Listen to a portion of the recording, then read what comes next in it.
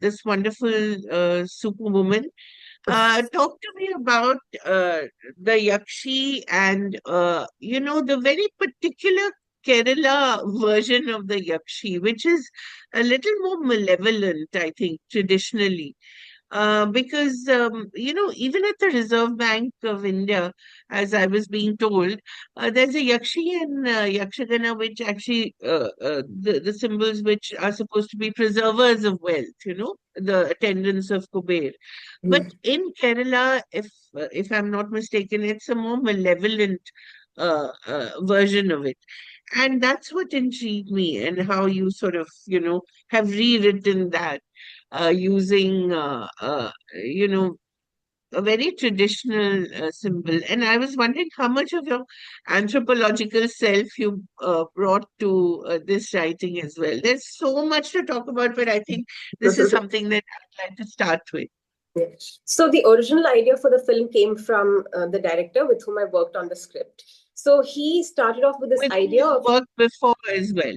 yes, my debut commercial feature film, Tarangam, was directed by him, and that was his debut as a filmmaker as well.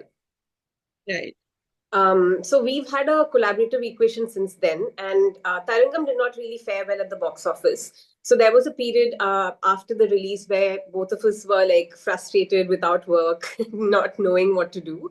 And we started discussing ideas for something small that we could do, and we realized that kind of we bounced ideas off well, and it just felt like there was something there where he was bringing in the wealth of experience from having grown up in Kerala, and I had a different background. I'd grown up all over India and abroad, and so we came from very different backgrounds, and it just felt like there was this really nice, give and take when it came to discussions. And we worked on a few scripts together, which almost got greenlit, and then did not, the projects did not pan out. So yeah, our equation first started out as actor and director, but then over time it changed, and we became writing partners. And then in 2020, we shot a music video. It was after the first wave of the pandemic, and again, everyone was sitting at home frustrated. And the music director of Tarangam, Ashwin Renju, he had composed this song, and he approached Dominic asking if he could create a music video for it. So the lyrics by this really wonderful lyricist called Manu Manjit, I felt when I read the lyrics that there was enough room to interpret it not as a love song, but as a song that explores the space between life and death. It was that open ended and was beautiful. So I suggested to Dominic this idea that maybe we can explore the song from this angle and make a video that reflects that. And he was, yeah, like go for it. So then that's where my anthropology stuff came in first, because it became about how we create memories and all the senses that are part of creating memories. So each sequence in that was tied to one sense. And kind of I connected it to the Nordic myth of Odin, who goes searching for wisdom and has to sacrifice his eye. And like there's this whole thing about oculocentrism in Western theory, right? Like academic theory, about how we value the sense of sight more than anything else, and we think that that vision is the most reliable of senses. So all of those angles I was able to kind of work through the music video, because a music video has a narrative structure that that is more flexible. You don't have to really go with a linear story, and you can really experiment. And that was a very exciting experience for me to like just write whatever I wanted to, and to have a team that kind of rose to the challenge and took it from script to screen. So that's the first project where Nimish Ravi and Banglan, the cinematographer and the production designer of Lokah, collaborated with us first. So we worked on a very tight budget with like funds that were coming in from friends, and we managed to create that video. And I had attended this workshop online. I was one of the women selected to participate in a workshop by the Iranian director Mohsen Makbalbaf, and this was administered by the A.R. Rahman Foundation. So it was spread over a few months, and we had assignments and all of that happening during the pandemic. And once this video was done, I sent it to the A.R. Rahman Foundation just to see if they would be interested in having a look at what one of their alums, created. And I got a really lovely surprise when Rahman sir offered to launch it for us. So that's how our first collaboration, really reached the audiences, because Rahman sir launched it for us. And then because of that, it gained more traction and was featured in the Rolling Stone and all of that. Working on that project, I think, made us realize that if we have ideas, we have talented collaborators around us who can kind of execute it. Because when you write, you can write anything. Elevating what's on paper is what happens next. And we just discovered that we had a wonderful working equation with the creative team. And it was post that in 2020, around like November or so, I mean, exactly 5 years ago, I guess, that Dominic first started developing this idea of of Lokah. And there were discussions happening with the creative team, which included Nimish, Dominic, myself, and our creative contributor Jitin Putanjeri. And over time, the film sort of grew in scale, because once Nimish came on board, especially, he said that, what you have in mind, Dominic, is not a small film; it's a big film. So, don't restrict your imagination just because we are worried about funds and all of that. So it was Dominic's original idea that he wanted to create a story about three young men who encounter this mysterious woman who moves in next door, and that she's a vampire. So a vampire story. And then at some point, he made the connection with the Yakshi lore, which is Kalyan Katanili is an iconic figure in Malayalam pop culture. And that was such an exciting idea that it drew all of us in. And it was like that that this journey started. And over time, we realized that there was potential to add in more characters from the myths that we have, and the world sort of began to expand from what was initially meant to be a standalone film. Then in 2023, Nimish was working with Dulquer on a film called King of Kutta, and at that point, we'd begun pitching this film. And a lot of production houses enjoyed the narration, and Dominic's a great narrator, and enjoyed the idea of the film, but they also saw it as a risky film because it was going to be led by a woman. It would require a significant budget in terms of VFX, and it was experimental, right? Like we had no guarantee whether a film of this nature would work. So none of them had really green lit it. Like they were on the fence about it. And Nimish would share this journey with Dulquer. And at one point, Dulquer was just like, this seems like a really great idea, but why are you going and pitching it to other production houses when I'm right here? I'm a producer too. So that's when we were like, oh, okay. And then Dominic went and narrated the story to Dulquer, and he was also really hooked, and he understood the larger vision, the potential basically that the story contained. So he said, if you're going to plan it as a world, then uh, work out what the other films are also going to be in more detail, and then come back to me. So then that's what happened over the next year or so, where we worked on the larger mythology for the franchise and put the other installments in place with a certain level of clarity. And then the film was officially greenlit in 2023, and then went into production for a year. So this idea of connecting it to the local Yakshi lore really excited everybody, because Kalinga Neeli is a figure that's very rooted in our cultural imagination. There are lots of folk tales that feature Yakshis, and Kalinga Neeli in particular has been canonized in the Aitihya, which is like a collection of these stories which were compiled by an author, Shanguni Nair, and there are lots of other myths as well. So typically, the Yakshi is a figure who's feared because she's a bloodthirsty, vengeful spirit who preys on men. And the origin story for a Yakshi is essentially that the Yakshi was betrayed in love by someone, and then she becomes this vengeful spirit who attacks men. And there have been many films that have presented the story. There are very popular, iconic Malayalam television serials which have focused on the Yakshi. So, generally, everybody knows the Yakshi as a figure to be feared. And the story goes that this priest called Kadamatta Kattanar is the one who comes in to save the local population from her. And the Yakshi, like typically, is found at crossroads as this lonely woman who sort of entices passing travelers, men, and then attacks them and drinks their blood. So that so since the idea was to recast her as a superhero, um, I felt like in this film we need to give her more agency, and it should not be a man who comes in and gives her a code of honor and transforms her into a force for good. So there were lots of debates that happened once I suggested this, because we are tweaking the original myth, right? So in the original myth, Katanar, the word is Talakyuga, which means to control or to tame. So that kind of did not sit right with me for in a story where you have a female superhero.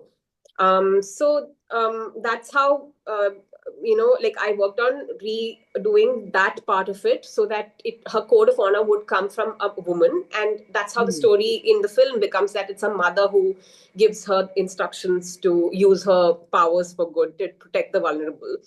And it's also this whole idea that so again, the Yakshi myth, the crossroads, right? The crossroads is a space of potential. You can take you make decisions there. It's a space of agency.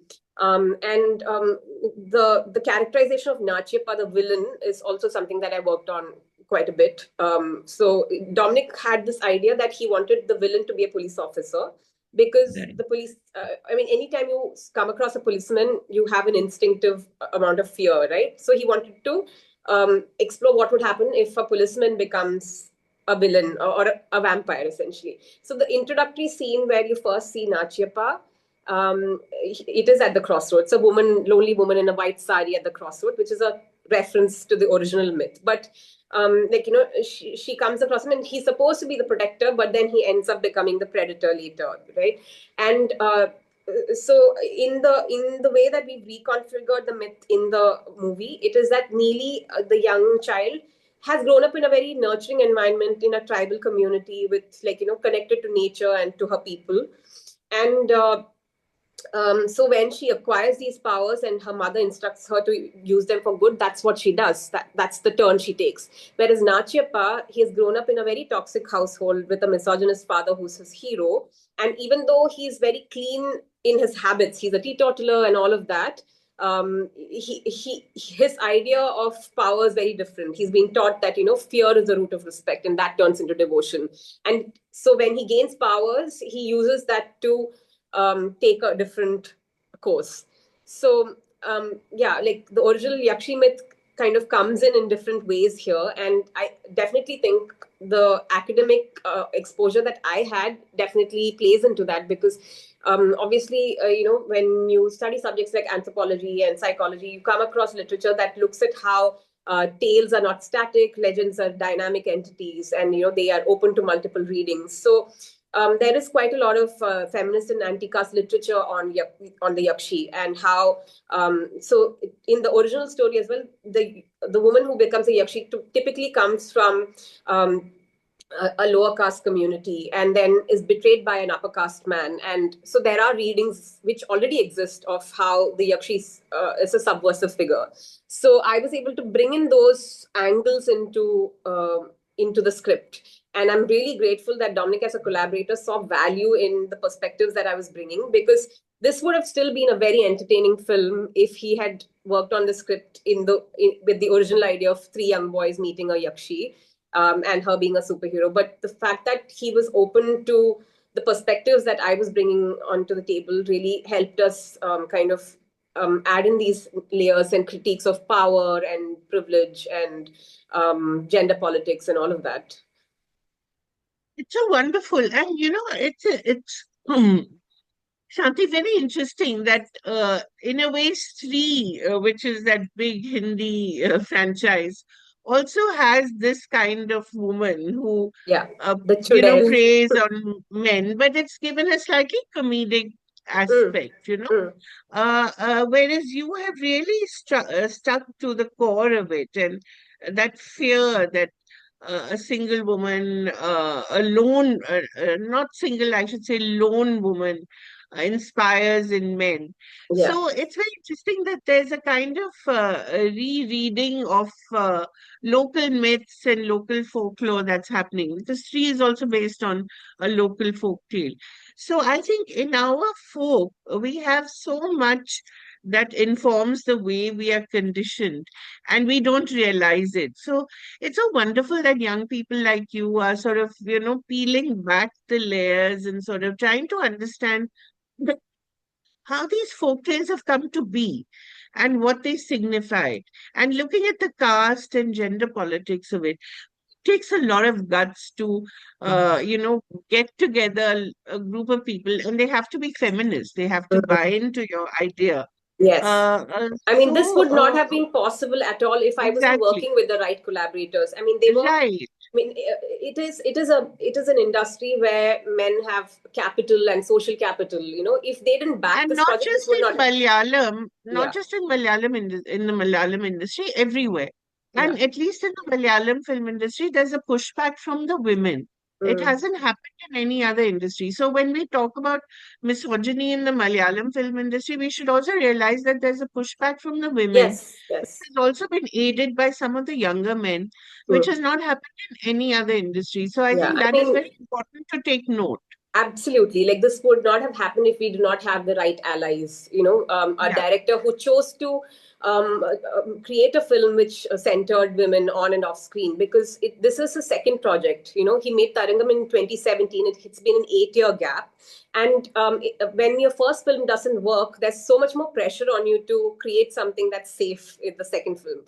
But he just really chose to honor his own commitment to his vision, and he chose to tell the story despite the risks it posed. And Dulquer, as a producer, to back this film when it's, 30 crores is a big amount for Malayalam. It's not yeah, a huge amount outside maybe, but it is a big amount, and this is the kind of budget that male-led films get, like star.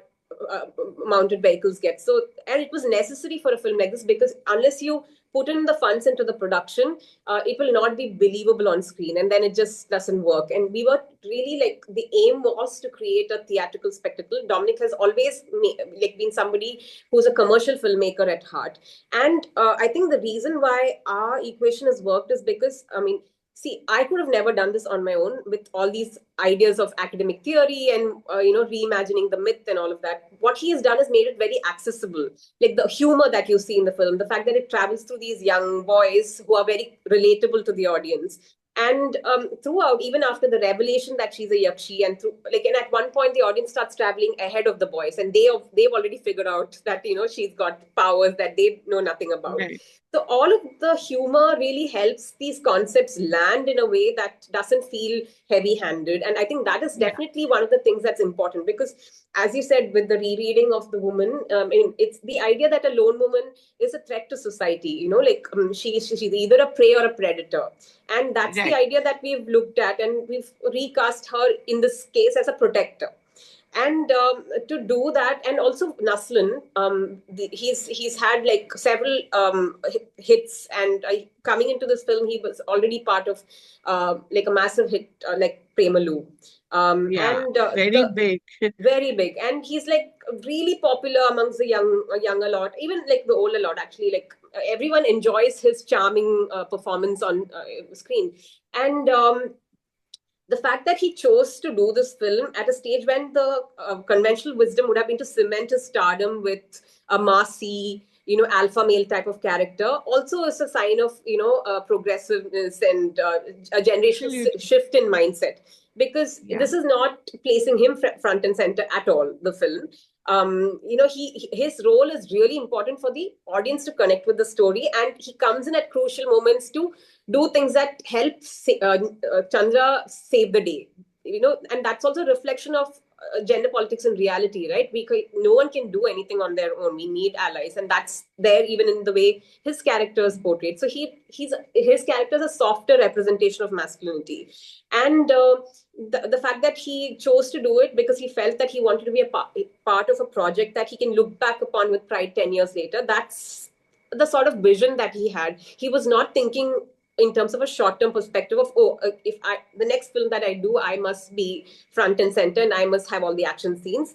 But he decided to be part of a story where the woman's taking care of all the business on her own. So I think that was really nice that we found all these men who were on the same page with respect to how we wanted to present her. Because I mean, even with the cameos that we have some major stars coming in, male stars coming in. Amazing. Yeah, Yeah, and they come in, but they are not the ones finishing the job for Neely. yeah, She's taking care of it on her own. So I think it reflects reality in the sense that we all need each other to, do yeah. the things that we need to do. And when you talked about the softer representation of masculinity, I see a lot of that happening in other movies too. You have these Lost Boys, Mm, Manjumal Boys. mm, There's a certain kind of man or boy growing into a man who's not your usual the great Indian kitchen kind of man or the mm, Jaya mm, Jaya Hey man. mm, mm. He's listening or he's open to the woman taking charge. So that's also happening. Yeah. That's a very nice and welcome sign in the age of animal. Yeah, yeah, definitely. Because I think we've gotten used to these hyper masculine, aggressive characters Yeah. on screen, but most of the men we interact with in our daily lives are not like They're that. not like this. Yeah, Yeah. and I mean, they do make our lives easier in a lot of ways, and I think that also deserves representation because, Yes. and also just this idea that a woman-led film has to be serious or has to be rooted in trauma or in I mean, of course, Neely's story is also rooted in trauma, but you can tell a fun story which features women Right. too.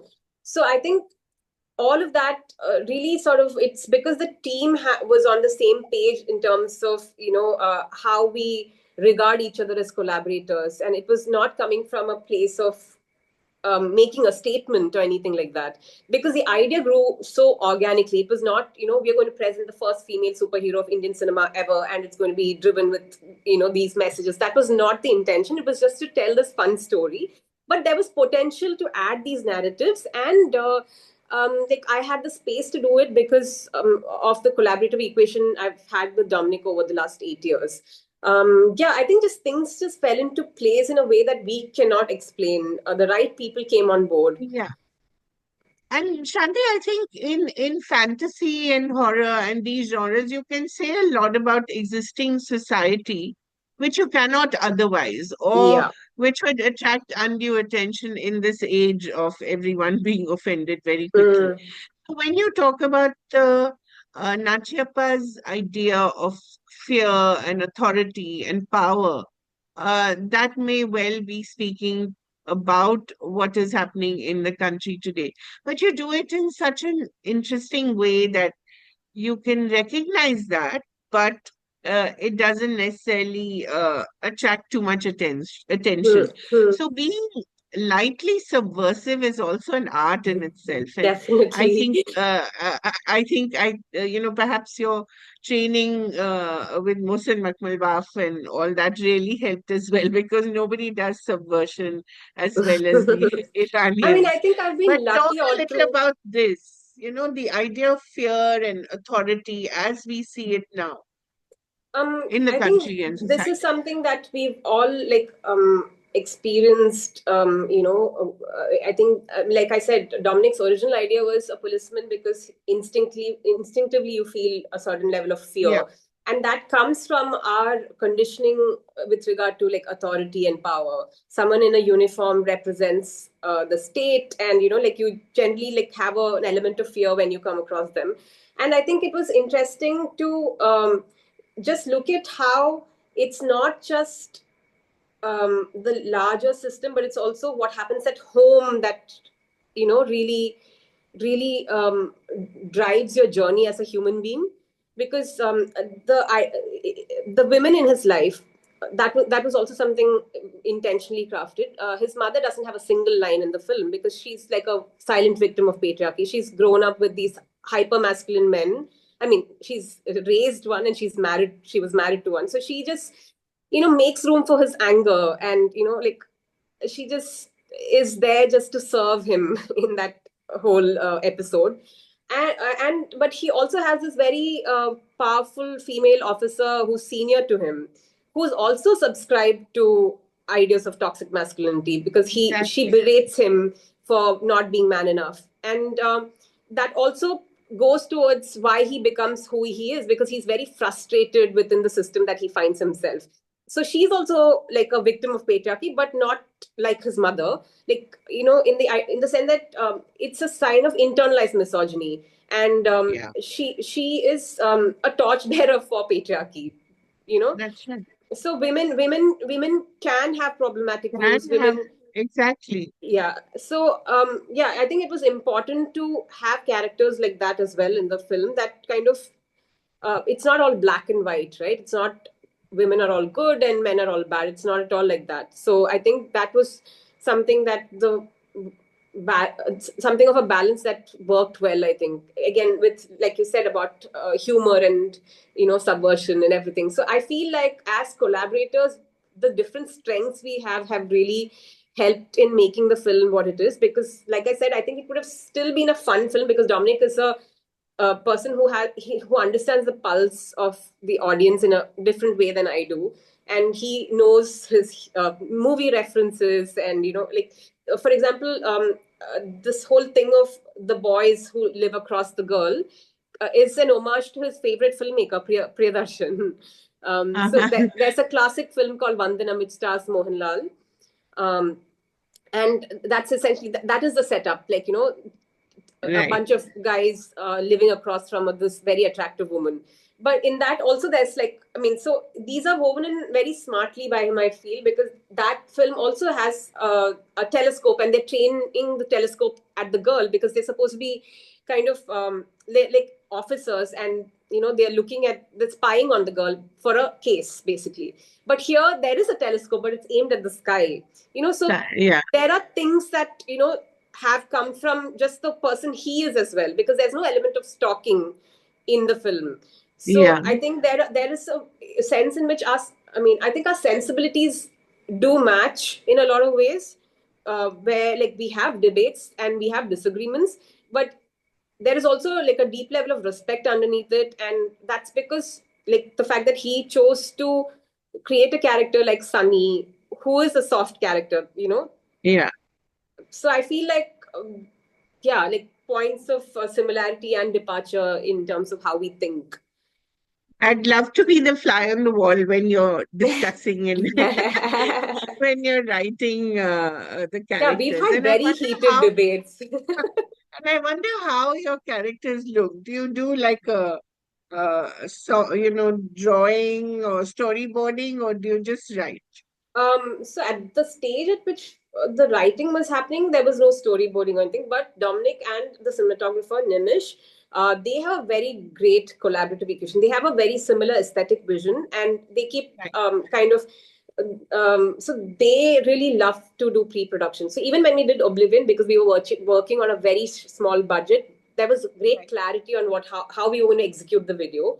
And that's the same way they worked on for Lokah as well. They worked with our AI visualizer Ajmal to create like a bible of all the shots, and how the story would translate on screen. So there was a lot of clarity when we went into production with both the production team and the creative team about what was going to be shot each day and how it was going to be shot. And that really helped, because we shot almost in a single schedule of 94 days. And to pull off this film, we did need to go prepared, because there's no room to really figure things out on the ground, on because this 30 crores is a big budget for Malayalam, but for the amount of effort that was required, we had to make every penny stretch as much as possible. And it was also a lot of night shoots because of the subject. Yeah. So Yeah. I think having that kind of pre-production work that they did helped, because there was clarity on where we were spending, right? Because we do have to go into night shoot. We can't do, like, Yeah. a day for night for everything in a film like this. And the production, because they had clarity about what we were setting out to do, they Right. also were like backing all the creative decisions that were being made. And for me, I think, in terms of anthropology coming in, I had a lot of fun um, working on detailing, like that's something that I really trip on, I think. So I got to work with the art department and the costume department, and like work on things like the idols, in the forest sequence. The idols that are the idol that the king worships is very different from the idol that the tribal community worships. Right, So the right. Jitu Sebastian, the art director, like we had, like, I would send him reference images, because with the tribal idol, it's more rounded shapes, like so I'd sent him references of the fertility cult goddesses. And so yeah, like in terms of how the world translates on screen visually as well, because it is world building, right? So we had to have the mythology in place before we started the first installment, because you can't fit it in later. Yes. So So are Dulquer and Tovino's characters also based in myth? yes, they are based in myth. So Okay. Tobino's character is based on this character called Chatan. Again, they are meant to be like very troublesome, impish, Okay. goblin-like characters. Um, Goblin, yeah. yeah, and Odeon is another character which who's a shapeshifter. Right. And so there are, like, our myths are rich enough to kind of provide Yeah. inspiration, but we're also like really looking at not just myths from Kerala. We are also connecting it to a larger world mythology. So all of Like those Muthun. Muthun apparently is more what? Egyptian or more I Mesopotamian. mean, I think Ishtar, the goddess, Yeah. the reference, her name is mentioned in the first scene. Yeah. So, like, the world is going to expand, and we had to have So those elements. exciting. And for me, it's like great to geek out, right? Because I got to work with the costume team on detailing for like the special outfits and what are the symbols we're Yeah. going to use. So there are Easter eggs like throughout the film, and people are Right. already having a lot of fun decoding these. And there are Yeah. videos which have decoded a lot of stuff, and we were like, oh my god, do we need to come up with an alternate storyline, or have they figured it all out? But it's a sign of people really making the film their own, which we could not have anticipated. Because Yeah. after the film released, like I think within 2 days we realized this is not our film anymore. It's turned into something that, I mean, honestly, we just wanted to make the film that Dominic had in his mind, and make sure that the producer was safe. And everyone just did very honest, sincere work. But somehow, I don't know, there was this. Also, I think at one point, Neeli as a character became a character to us, that, she became Chandra to us, right? So we kind of at one point lost. I mean, I think we forgot about the cultural resonance that, Neeli as a figure has in Malayali popular culture imagination. And people just really loved seeing her in this new light, and they kind of really turned it into a celebration. Also, possibly because this is Onam season and it was a Yeah. festival release. But also, Shanti, I think there's obviously clearly a deep uh, there's a deep desire somewhere in young people to connect to their roots, and they may not know about it, but it's happening all over the country in various Mhm. ways, through music, through writing, through movies.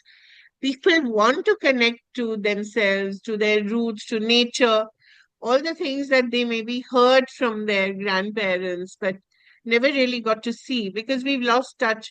Kerala is one of the few states, I think, where you still encounter nature in all its glory. You have Mhm. forests and otherwise, and lagoons and backwaters. Whereas if you see most of urban India now, we don't have anything to do with nature. I mean, there's only roads and concrete and Mhm. glass.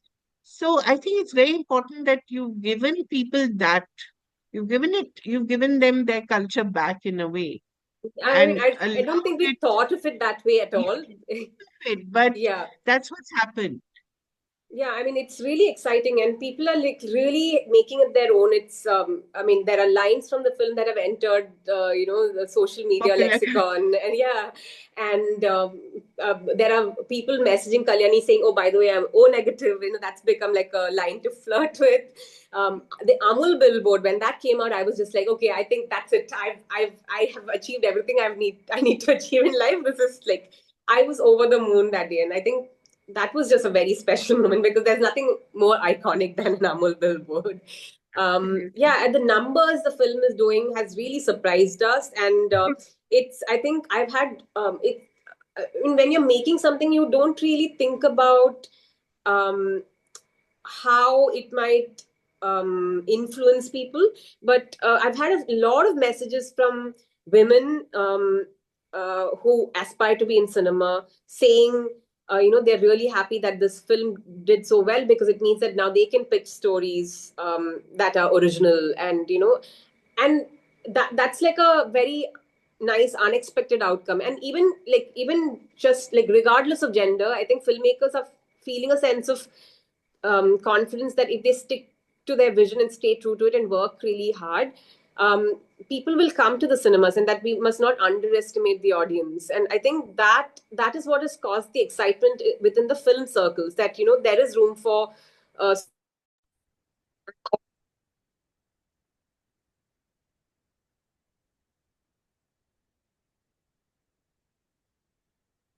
Sorry, Shanti, I just lost that's you all for a right. minute.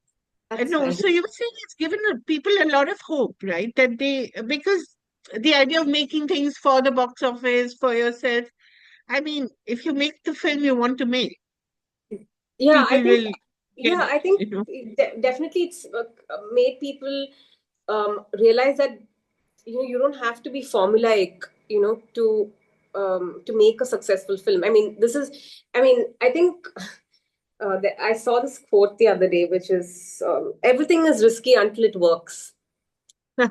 You know, Absolutely. yeah. So I mean, somehow this worked. So I think maybe it opens minds a little bit more in terms of backing projects which are, you know, where the idea is exciting, even though it may not have a precedent.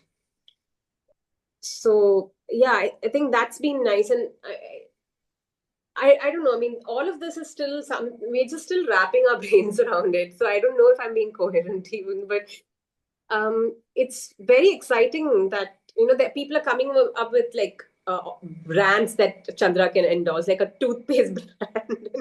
Like yeah, it's fun. People are having fun with it, which is great. Yeah, and yeah, all this decoding stuff and all of that is fun. But that's what makes it so exciting. And that's what actually allows people to immerse themselves in what you hope will be a world.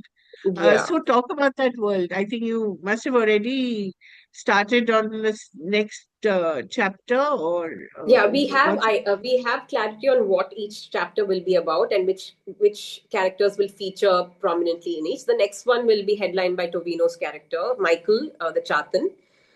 So the end credits already like have Yeah. revealed that, and so we have clarity on where the story is heading, but the screenplay is not done yet. So now we do have to get back to the drawing board and really work on creating something that collaborators would be equally excited by. I As mean, an it actor, was. don't you feel that you want to be part of this? I was there in one shot. In Oh, right, Yeah. right, So of yeah, course. But yeah. you want So more? definitely. Let's see how it pans out. I mean, but it is an exciting world to be part of creating, and I got to do so many unexpected things. Like I got to work with the lyricists on the concept notes for the songs, and like the promo song is called Taniloga Murakari, which means a woman who lives by Oh, her own yes. rules.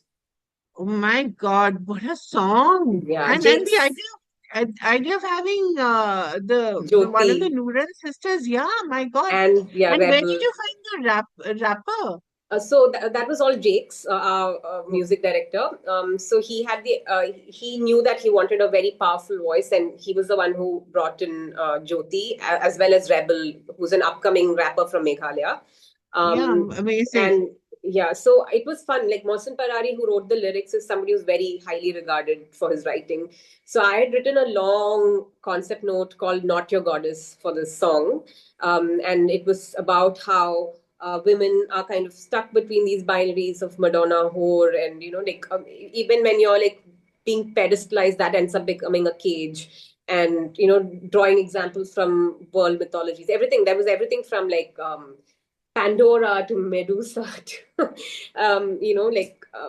yeah, I had fun because then Have I you go have into this. have your tutors at Oxford seen this?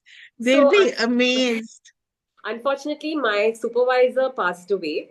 Oh, Yeah, I wish I could have shared it with him. In fact, he's one of the reasons I'm here right now because he was very understanding when I said I needed to take a break and explore this. And if he had said no at that point, I don't think I would have done it because I don't know. Again, I think maybe it's the way girls are brought up. You have this thing with authority, right? yeah. If he had said no, just focus on what you're doing now. This is not the time to get distracted. I really would have listened to him. But he gave me that space. He understood that, this is something that I really wanted to do for myself. And that's how Who I was took. this? Who was your supervisor? His name is Professor Marcus Banks, and he's one of the leading, I mean, he was one of the leading authorities in visual anthropology. Oh, Um, wow. So yeah. were you working towards your PhD or what were you Yes. doing? Yeah. I was Okay. working towards my PhD, which is when I gave it And up. what was your subject? I was working on wedding photography and the representation of Indian culture. So I was working Oh, with photographers who do wedding photography in the diaspora to look at how they become agents of representing Indian aesthetics and culture. please complete it at some point. It sounds fabulous. Yeah, I was having fun with it for a while, but then I think when it became this very solitary thing of just writing alone, I think I started getting very frustrated because I realized that I like a more collaborative environment, and I think that's what I like about the arts and cinema in particular, because you're working with so many talented people who know so much more about their subjects than you ever will. So you're constantly surrounded by experts in their fields, and that's really, I think, something that excites me. Um, I mean, even just watching Dominic and Nimish work, for example, like I'm like, how do you guys do this? I'm just so fascinated. And then when it went to the edit table, our wonderful editor Chaman Chapo, he brought in his own editorial perspective to the film. In the script, initially we had the the sequence when we reveal Kalyani's character to be Neeli and her backstory, they were linear. It was not intercut. But while shooting, Nimish and Dominic started discussing maybe we can intercut it with the sequence. And Chaman was like, he had the same idea and he called them to say, explore the possibility of, shooting it in a way that we can. Right. And they were like, yeah, that's exactly what we were thinking. So there was that synergy between the three of them as well that worked really well. So everyone who came on board, I think, elevated what we had set out to do. And Jake's music really anchors the film because Chandra as a character is so stoic and like, she seems Yeah. so numb. But it's only in the forest portion that you really see what she has been through and you understand why she is who she is today. And that portion is so important to connect the audience to Chandra because otherwise, like, she's very aloof.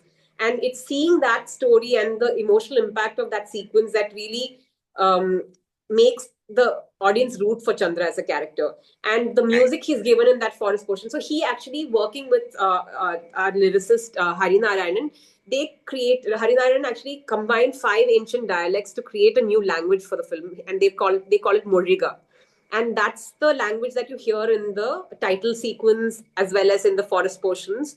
So it's a Wow. made up language. Um, and even there, like with the title sequence, with the concept for that, like with the mythology. So what should come across in that sequence, what should the content be, to work on that. So it was just fun because I got to do so many different things. And for me, I think I've always been interested in multiple things. And this was just the perfect space to do that because you're working with people who know so much more than you. I mean, as a child, I Right. wanted to be a fashion designer. Here, I get to work with costumes, but with people who are like experts in their field. Like Melby was Yeah. so good with detailing. Archana Rao, who did the costumes for Kalki, came on board to do the special costumes for the superhero characters. So bringing in like elements from the larger mythology into their outfits, it was just like a very exciting and fulfilling experience for me. I totally geeked out. Wonderful. It's so lovely to talk to you, Shanti. I think we could talk for hours, but of course we can't. I'm sure you have lots to do as well. But thank you so much, and I really do wish you all the best. And Thank you you so know, much. so much